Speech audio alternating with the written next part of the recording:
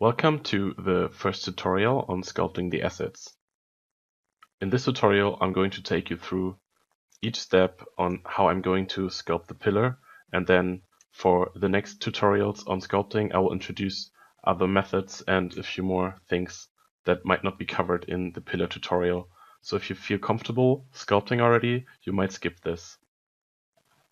Before I open and load in my pillar, you can change your document size just in case your working area is not filling your screen. Then you can type in your preferred number here and you have more space to work with. I always advise you to have a lot of space, a lot of working space, so you can see more detail. First thing I'm going to do is I'm going to import our pillar model, which we have made before in Maya. And I'm just dragging this in by holding the mouse button and drag into the viewport.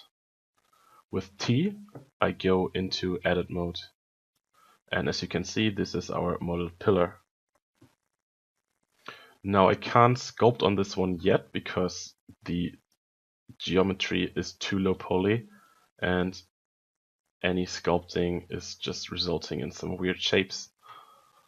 So what I have to do is I have to increase the subdivisions. Before I do this, I'm going to split my pillar into different subtools. For this, I go into the subtool, split, and I split the object to parts. Always okay. And now I'm left with my different subtools in the subtool tab. Now I'm going to add some resolution to the model by going into Geometry, Dynamesh,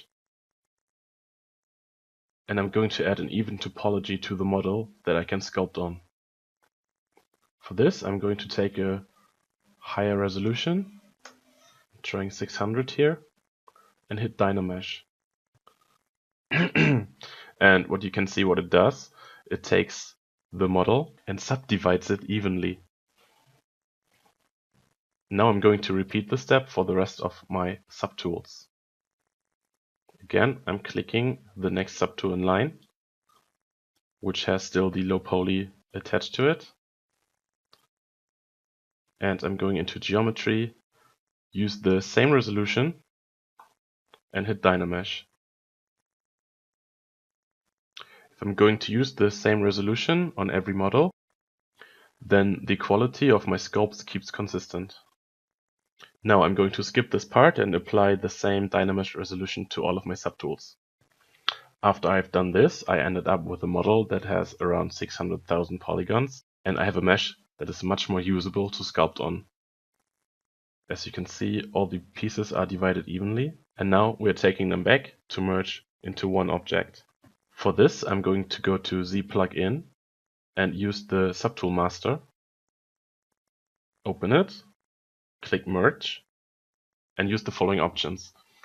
I'm going to preserve the existing polygroups, and I want to merge it into one object and want to get rid of all of my other subtools because I will not be needing them. Once I've done this, I click OK, and I end up with just one subtool that I can sculpt on.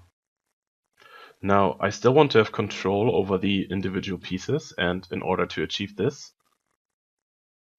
I'm going into polygroups, and I'm going to apply auto groups. And what it does, I can show you here. It takes the subtool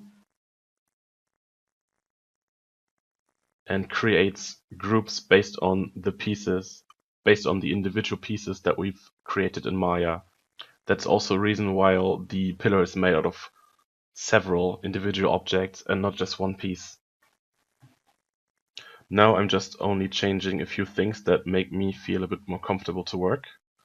First, I'm going to Document, and I'm taking out the background gradient. For me, this is easier to look at while sculpting.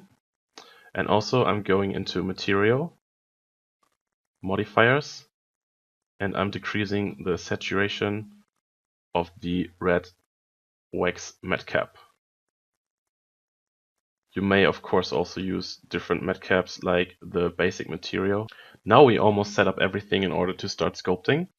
The last few things I'm going to do is I hit Ctrl D to subdivide my model one more time, so that I have around 2.5 million polygons to work with. And I'm going to store a morph target by simply hitting the morph target tab and click the store morph target button. And I'll show you in a second what it's going to do. When we start sculpting, like this, and we happen to, let's say, make an error, something like this, maybe a bit more severe,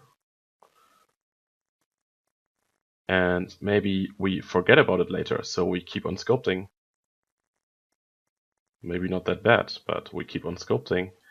And once we turn around and look back and we see that we've made a few mistakes, we can easily go into our brushes, hit M,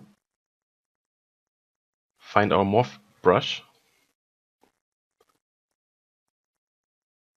and apply it to the broken area. And we bring our model back to the original state.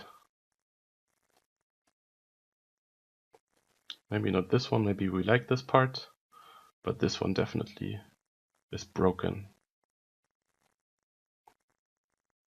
Just remember, the morph target only works in our current subdivision and can also only be repaired there.